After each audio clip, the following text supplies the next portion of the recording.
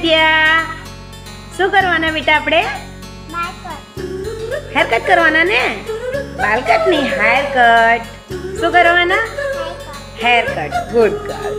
હવે હેર કટમાં આપણે સૌથી પહેલા શું કરશું? Hair wash. હેર વોશ કરશું ને? પછી આપણે હેર વોશ કરીને મસ્ત હેર કટ કરીએ અને હેર કટ કરીને આપણે ફાઇનલ લુકનો વિડીયો મૂકીએ. ઓકે, ડન કરો.